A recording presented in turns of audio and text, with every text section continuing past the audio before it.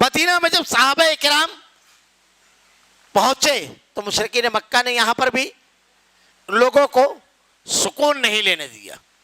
اللہ کے نبی صلی اللہ علیہ وسلم کے خلاف مسلسل کوشش کرتے رہے. رئیس المنافقین عبداللہ بن ابی سے رابطہ کیا اور کہا کہ یہ تمہارے درمیان جو محمد صلی اللہ علیہ وسلم آئے ہوئے ہیں ان کو نکالو.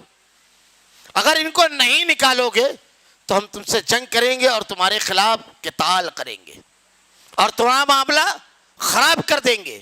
عبداللہ بن ابی اس کے لیے تیار ہو گیا. عبداللہ بن ابی جب تیار ہوا, اللہ کے نبی صلی اللہ علیہ وسلم ایک ایسے قائد تھے جو ہر قسم کے حالات پر بڑی باریک نظر رکھتے تھے, بڑی باریک. قائدین کو, لیڈروں کو, کسی بھی قوم کے, کسی بھی گروہ اور جماعت کے, کسی بھی ادارے کے ذمہ دار کو اللہ کے نبی کی سیرت پڑھنا چاہیے. سیرت تو اللہ کے نبی صلی اللہ علیہ وسلم کے ہر شخص کو پڑھنا چاہیے, کیونکہ اللہ تعالیٰ نے قیامت تک کے تمام انسانوں کے لیے آپ کو اسوہ اور نمونہ بنایا ہے. لقد کان لکم فی رسول اللہ اسوۃ حسنہ. اس لیے ہر شخص کی زندگی میں آپ کے لیے رہنما خطوط, اصول اور ضابطے موجود ہیں ہر شخص کے لیے. اس لیے ہر شخص کو پڑھنا چاہیے. اللہ کے نبی صلی اللہ علیہ وسلم ایسے قائد, ایسے رہبر اور ایسے رہنما تھے کہ انتہائی باریک نظر آپ کی حالات کے اوپر تھی, بڑی باریک نظر. ہر قسم کے حالات آپ ان کا گہرا, ہر قسم کے حالات کا مشاہدہ اور اس کے مطابق اقدامات. اللہ کے نبی صلی اللہ علیہ وسلم کو اس کی خبر لگی. اللہ کے نبی صلی اللہ علیہ وسلم نے بلا کر کے اس انداز میں عبداللہ بن ابی کو سمجھایا کہ ان لوگوں نے جنگ کا ارادہ ترک کر دیا. اللہ کے رسول صلی اللہ علیہ وسلم نے جب دیکھا کہ مشرکین مکہ کے اقدامات رک نہیں رہے ہیں, مسلسل جاری ہیں, صحابہ کرام کی مالی اعتبار سے تمام کے تمام مال سے محروم کرنے پر مجبور کیا, ہجرت کرنے پر. جب مدینہ گئے تو یہاں نہ جان محفوظ نہ مال محفوظ. بڑا مشہور واقعہ ہے. حضرت سعد بن معاذ سے ابو جہل نے کہا تھا کہ تم بڑی آسانی کے ساتھ مکہ کی گلیوں میں پھر رہے ہو اور ہمارے درمیان سے ہمارے آدمی کو نکال کر لے جا کر کے, اگر تم اس کی حمایت میں نہیں ہوتے تمہیں چلنے نہیں دیتا. حضرت سعد بن معاذ نے پلٹ کر کے جواب دیا تھا کہ ملک شام جو تمہارے قافلے جاتے ہیں بڑی آسانی سے گزر نہیں سکیں گے. اللہ کے نبی صلی اللہ علیہ وسلم کے سامنے جب یہ بات آئی کہ صرف مالی نہیں بلکہ اس سے پہلے کبھی نہیں ہوا کہ کعبۃ اللہ سے لوگوں کو روکا گیا, حرم سے روکا گیا, یہ چیز جو آئی, اللہ کے رسول صلی اللہ علیہ وسلم کے سامنے یہ تمام کے تمام حالات تھے. اللہ کے نبی صلی اللہ علیہ وسلم نے حکمت عملی جو ہوتی ہے, ہمارا مقابلہ ہے قوموں سے, ہمارا مقابلہ ہے, ہمارے مقابل قوم ہیں, کن کن مقامات پر ہم ضرب لگا سکتے ہیں. غزوہ بدر میں اللہ رب العالمین نے جنگ کے دوران جو مارنے کا حکم دیا ہے, حملہ کرنے کا حکم دیا ہے, جوڑوں اور پٹھوں پر مارنے کا حکم دیا ہے. جوڑوں اور پٹھوں پر مارنے کی جو شرح لوگوں نے بیان کی ہے کہ اگر آدمی کاندھے پر مارتا ہے تو پورا ہاتھ مفلوج ہو جاتا ہے. صرف پنجے پر اگر آپ مار رہے ہو, جوڑوں اور پٹھوں پر اللہ رب العالمین نے حکم دیا ہے. ایسے ہی مقابلے کے مرحلے پر جوڑوں پر مارا جاتا ہے. آپ کی ضرب کمر کو توڑ دینا چاہیے. اور ہمارے مقابل تو انتہائی مادہ پرست قوم ہے. اگر ہم صحیح حکمت عملی اختیار کریں, انتہائی مادہ پرست قوم جو پیسے کے لیے اپنے خون کی نہیں ہوتی ہے, اتنی مادہ پرست قوم ہے. لیکن شرط یہ ہے کہ ہماری حکمت عملی ہو. اللہ کے نبی صلی اللہ علیہ وسلم نے دیکھا کہ یہ مشرکین مکہ صحابہ کے اور نبی کے اسی مال سے اسلام کو اور مسلمانوں کو ختم کرنے کی کوشش کر رہے ہیں. آپ نے ارادہ فرمایا میں کچھ اختصار سے کام لوں گا, اس لیے کہ محدود وقت میں پورے ہر پہلو سے مفصل گفتگو کرنا ممکن نہیں ہے.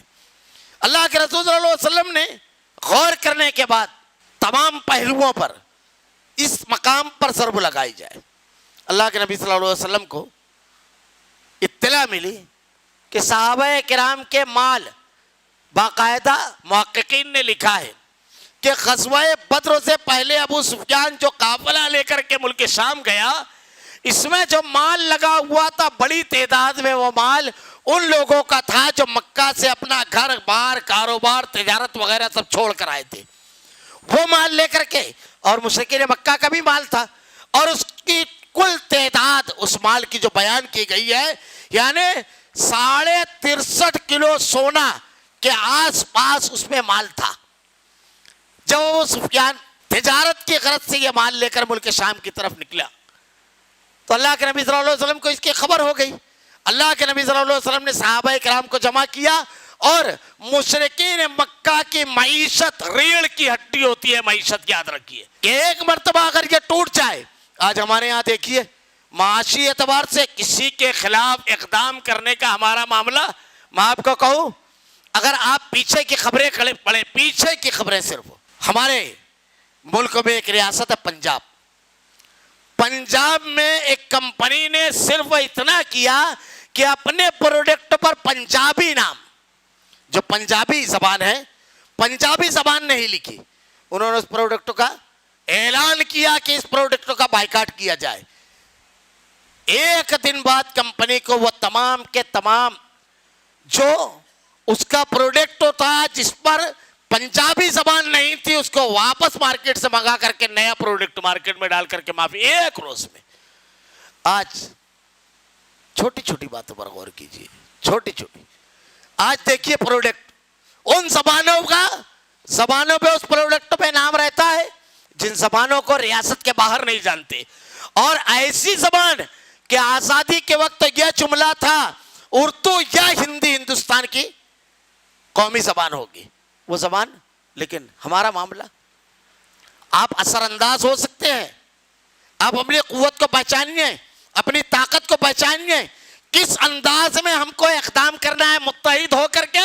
یہ مادہ پرست قوم ہے, لمحوں میں آپ کے سامنے جھکے گی, یہ معمولی چیز نہیں ہے. اللہ کے نبی صلی اللہ علیہ وسلم نے صحابہ کرام کو جمع کیا, مشورہ کیا, اور آپ کو جب یہ خبر لگی تو آپ نے باقاعدہ پورا نیٹ ورک بنایا اور ایک ایک پل کی خبر آپ لے رہے تھے کہ کیسے ابو سفیان اپنے قافلے کو لے کر کے, تجارتی قافلے کو لے کر کے لوٹ رہا ہے, کیونکہ آپ کو اس کو راستے میں روکنا تھا. ابو سفیان کا جو معاملہ تھا یہ کم ذہین آدمی نہیں تھے. اللہ کے نبی صلی اللہ علیہ وسلم کا جن لوگوں سے مقابلہ تھا یہ ہمارے مقابل قوموں کی طرح نہیں ہے, ہمارے مقابل قوموں کی طرف نہیں ہے, بلکہ انتہائی ذہین لوگوں سے سابقہ تھا. مشرکین مکہ کی ذہانت اور اللہ کے نبی صلی اللہ علیہ وسلم کے صحابہ کرام کی ذہانت اگر آپ پڑھیں کہ کتنی گہرائی سے وہ حالات کا جائزہ لیتے تھے. ابو سفیان کو اس کی خبر لگ گئی, وہ بھی جانتے تھے کہ محمد صلی اللہ علیہ وسلم ان کے ساتھی قافلے کو روکیں گے, وہ بھی بہت چوکنا تھے, اور اللہ کے رسول صلی اللہ علیہ وسلم بھی انتہائی چوکنا. ابو سفیان نے کچھ لوگوں کو آگے بھیجا تاکہ راستہ صاف ہے, اس کی خبر ہونا چاہیے. ابو سفیان خود بھی گھوڑے پر سوار ہو کر کے, ایک واقعہ ملتا ہے کہ حالات کا جائزہ لینے کے لیے جب آگے گئے تو واقعہ یہ ہے کہ ایک مقام پر ایک شخص سے پوچھا کوئی نئی چیز نظر آئی. اللہ کے نبی صلی اللہ علیہ وسلم نے جن دو لوگوں کو بھیجا تھا حالات کا جائزہ لینے کے لیے, جب وہ لوگ گئے تو ان لوگوں نے دو لڑکیوں کو آپس میں بحث کرتے ہوئے, جھگڑا کرتے ہوئے دیکھا. قرض کے سلسلے میں ان کی بحث تکرار کو دور کیا اور وہاں سے اونٹوں کو بٹھایا, پانی پلایا اور فوراً روانہ ہو گئے خبر لے کر کے قافلے کی, کیونکہ وہ لڑکیاں آپس میں گفتگو کر رہی تھی کہ 2 روز بعد یہاں قافلہ آنے والا ہے اور میرے اوپر جو قرض ہے تیرا, میں اس قافلے کا کام کر کے تیرا قرض اتار دوں گی. اس طریقے سے ان کو قافلے کی خبر لگ گئی. یہ صحابہ تیزی سے نکلے. ابو سفیان جب وہاں پر پہنچا اور اس نے صرف اتنا سوال کیا, بھلا بتائیے یہاں کوئی نئی چیز ہوئی تھی؟ لوگوں نے کہا ہاں, 2 لوگوں نے یہاں پر اپنے اونٹ کو بٹھایا, پانی پلایا اور اس کے بعد روانہ ہو گئے. ابو سفیان فوراً گھوڑے سے اترے, یہ اس وقت تک ایمان نہیں لائے تھے, فوراً گھوڑے سے اترے اور ان کے ہاتھ میں ایک لکڑی تھی, اس لکڑی سے اونٹ کی مینگنی توڑی. مینگنی توڑنے کے بعد جھٹکے سے کھڑے ہو گئے اور کہتے ہیں فوراً چلو واپس, اس لیے کہ یہ جو مینگنی ہے یہ مدینہ کے اونٹ کی ہے. مدینہ کے لوگ جب اپنے اونٹوں کو چارہ کھلاتے ہیں تو اس میں کھجور کی گٹھلی کوٹ کر کے کھلاتے ہیں. یہ نکل گئی. میں یہ بتانا چاہ رہا ہوں اللہ کے نبی کا سابقہ ایک ایسی قوم سے تھا, اتنی ذہین قوم سے, جو اونٹ کی مینگنی دیکھ کر کے سوار کا پتہ دیتی تھی. اتنی ذہین قوم سے تھا. اللہ کے نبی صلی اللہ علیہ وسلم کے ارادے کے بارے میں ابو سفیان کو خبر ہو گئی. انہوں نے فوراً راستہ تبدیل کیا, اور جب راستہ تبدیل کیا تو قافلہ بچ نکلا. اللہ کے نبی صلی اللہ علیہ وسلم کا قافلہ روکنے کا ارادہ تھا. اللہ نے قرآن میں اس کو بیان کیا ہے کہ تمہارا ارادہ یہ تھا کہ تم کو وہ ملے, وہ قافلہ ملے جس سے تم کو ٹکراؤ نہ ہو. لیکن ہمارا ارادہ کچھ اور تھا. اللہ رب العالمین نے ارشاد فرمایا ہے کہ اللہ تعالیٰ کا ارادہ کچھ اور تھا کہ لشکر سے مقابلہ ہو. اس طرف یہ معاملہ ہوا, ابو سفیان نے مکہ خبر بھیج دی کہ قافلے کے سلسلے میں محمد صلی اللہ علیہ وسلم اور آپ کے ساتھی اس کو روکنے والے ہیں. یہ خبر جب مکہ پہنچی تو مکہ کے فوراً تمام لوگوں نے تیاری کی اور ایک لشکر جرار 1300 لوگوں کا تیار کیا, جس میں مکہ کا تقریباً ہر طبقے کا انسان موجود تھا. لیکن یہ لشکر جب مکہ سے نکلا, مکہ سے نکل کر کے کچھ دور گیا تو راستے میں یہ خبر لگی کہ قافلہ محفوظ ہے, اس لیے آپ لوگ لوٹ جائیں گے. ابو جہل نے اس وقت یہ کہا کہ ہم لوٹیں گے نہیں بلکہ مدر میں رہیں گے 3 روز تک کے, ہمارے لیے لونڈیاں گائیں گی, ہم محفلیں سجائیں گے, کھائیں گے پیئیں گے تاکہ پورے عرب پر ہمارا رعب دبدبہ ہو جائے.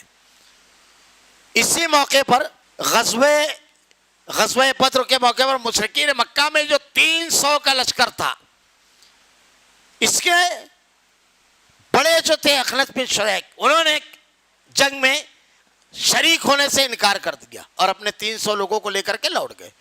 اس قصبے میں ان کے گھر کا ان لوگوں کے درمیان کا کوئی نہیں تھا, ان کے قبیلے کا کوئی نہیں تھا. 1000 کا لشکر جرار غزوہ بدر میں جب یہ پہنچے بدر کے مقام پر, اللہ کے نبی صلی اللہ علیہ وسلم صحابہ کرام کو لے کر نکلے, سارے لوگوں کے ساتھ لے کر نکلے تھے. ارادہ یہ تھا کہ قافلے کو روکا جائے اور یہی آپ نے کیا تھا, اور بڑی اجلت میں تیاری کر کے آپ مدینہ سے نکلے تھے. اور مدینہ میں جب آپ گئے ہجرت کر کے تو انصار سے آپ کا ایک معاہدہ تھا کہ مدینہ کے اندر اگر کوئی معاملہ ہوگا تو انصار ساتھ رہیں گے, لیکن اگر مدینہ کے باہر نکل کر اگر جنگ کرنی ہو تو انصار اس کے پابند نہیں ہیں. اللہ کے نبی صلی اللہ علیہ وسلم جب نکلے تو آپ کے ساتھ 84, بعض لوگوں نے 83 اور بعض لوگوں نے 86 مہاجرین کہا ہے, باقی سب کے سب انصار تھے. راستے میں آپ کو خبر لگی کہ قافلہ بچ کر نکل گیا, اب مقابلہ لشکر سے ہے. اللہ کے نبی صلی اللہ علیہ وسلم کے سامنے 2-3 صورتحال تھی. ایک یہ تھی کہ آپ لوٹ جائیں. آپ کے لوٹ جانے کا مطلب یہ تھا کہ صحابہ کرام اور اللہ کے نبی صلی اللہ علیہ وسلم کے خلاف اب جو چاہے جو قدم اٹھائے, آپ کی ساکھ بے طرح متاثر ہو جاتی. اور آپ کی ساکھ جب متاثر ہوتی صحابہ کرام کی اور اللہ کے نبی کی, آپ کی حیثیت, تو اسلام کی دعوت میں ہر رکاوٹ کھڑی کی جاتی. یہ بڑی اہم چیز ہے. مسلمانوں کی ساکھ متاثر نہیں ہونا چاہیے, وہ کھلونا نہیں ہونا چاہیے کہ اسے جو چاہے جس طرح استعمال کرے اور اس کے بعد نکل جائے. It's Al Fajr Educational Foundation presentations.